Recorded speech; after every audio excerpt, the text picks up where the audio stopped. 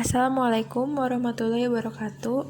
Saya Wandana, kelas 12 MIPA 5. Saya akan menyampaikan mengenai salah satu contoh pelanggaran HAM, yaitu peristiwa Trisakti. Apa itu peristiwa Trisakti? Yaitu peristiwa penembakan pada tanggal 12 Mei 1998 terhadap mahasiswa pada saat demonstrasi menuntut Soeharto turun dari jabatannya. Kejadian ini menewaskan 4 mahasiswa Universitas Trisakti di Jakarta, Indonesia, serta puluhan lainnya luka-luka. Latar belakang peristiwa ini adalah ekonomi Indonesia mulai goyah pada awal 1998 yang terpengaruh oleh krisis finansial Asia. Mahasiswa pun melakukan aksi demonstrasi besar-besaran ke gedung DPR MPR untuk menuntut Soeharto turun dari jabatannya sebagai presiden, termasuk mahasiswa Trisakti. Berikut adalah film dokumenter mengenai peristiwa Trisakti. Yang bakal dibubarin semua LSM ini, peranan ini, terus akhirnya kita balik ke kampus. Niat kami baik mau menyampaikan aspirasi. Initial demonstrations were held only on campus, obeying a military injunction to stay off the streets. But the students chafed at being confined and pressed to hold rallies at the Parliament building, where they could present their demands directly to the government. At Trisakti University, a kilometer from the Parliament, students finally surged into the street and into a hail of gunfire.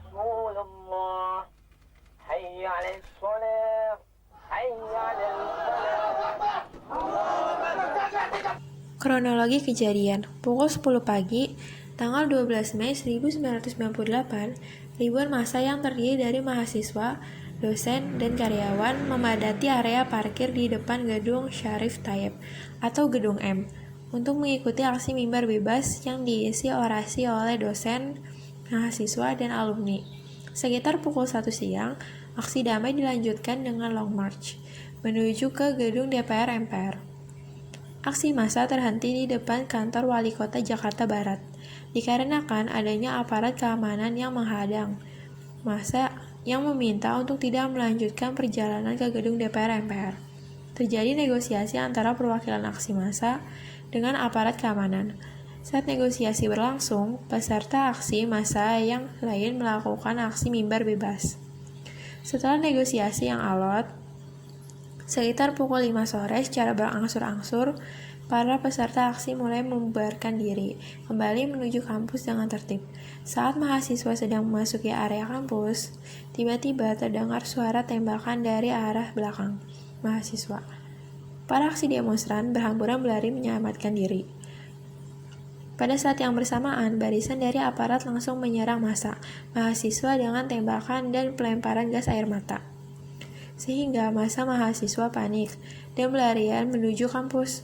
Pada saat kepanikan tersebut, terjadi tindakan yaitu aparat melakukan penembakan yang membabi buta, pelemparan gas air mata di hampir setiap sisi jalan, pemukulan dengan bantungan dan popor, penendangan dan penginjakan, serta pelecehan seksual terhadap para mahasiswi.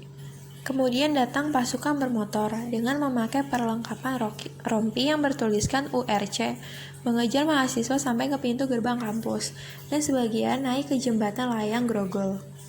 Sementara aparat yang lainnya sambil berlari mengejar massa mahasiswa, menangkap dan menganiaya beberapa lalu membiarkan begitu saja tergeletak di tengah jalan. Aksi penyerbuan aparat terus dilakukan dengan melepaskan tembakan yang terarah ke depan gerbang Trisakti.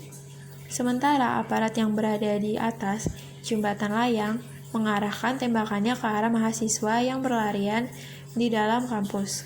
Sebagian aparat yang ada di bawah menyerbu, yang merapat ke pintu gerbang dan membuat formasi siap menembak 2 baris, jongkok dan berdiri.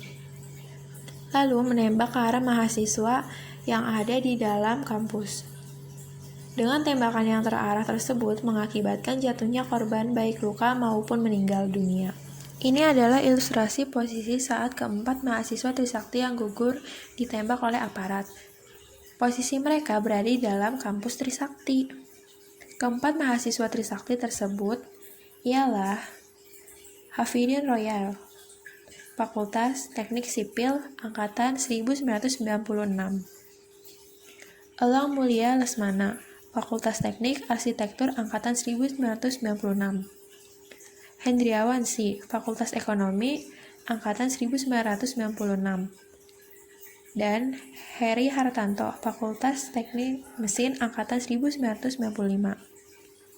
Untuk mengenang gugurnya 4 mahasiswa Trisakti, maka universitas mendirikan museum dengan nama Museum Reformasi. Mengapa peristiwa Trisakti dianggap sebagai pelanggaran HAM? Alasannya karena melanggar hak asasi seseorang bertentangan dengan hukum yang berlaku di Indonesia. Dan dengan melanggar hak asasi seseorang, berarti telah merenggut hak asasi orang tersebut.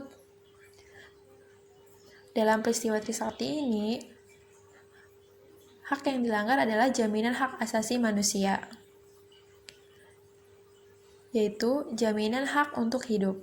Jaminan hak asasi tersebut tercantum pada Undang-Undang Dasar 1945 Pasal 28A yang berbunyi, setiap orang berhak untuk hidup serta berhak mempertahankan hidup dan kehidupannya.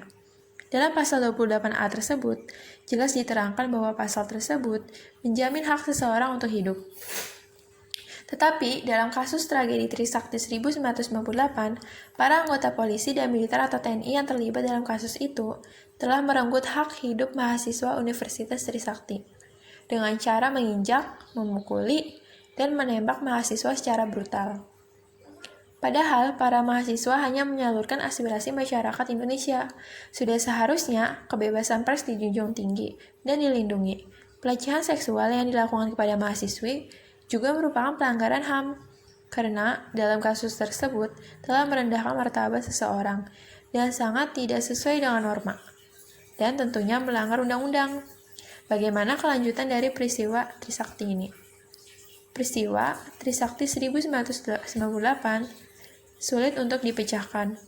Kasus peristiwa Trisakti ini sudah terjadi bertahun-tahun yang lalu, tetapi para pelaku tidak pernah terungkap secara jelas atau detail.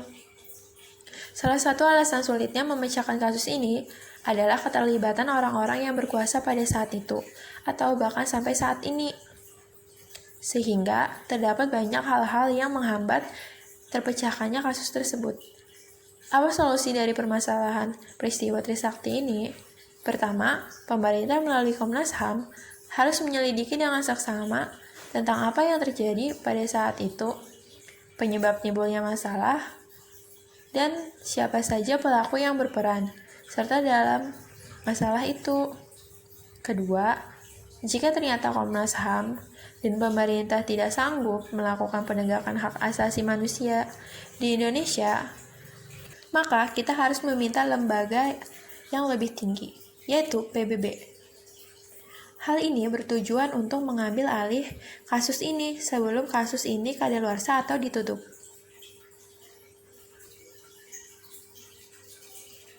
Ketiga, menghargai hak-hak asasi dari warga negara Indonesia dengan mengusahakan secara maksimal agar hak kita untuk hidup dijunjung tinggi.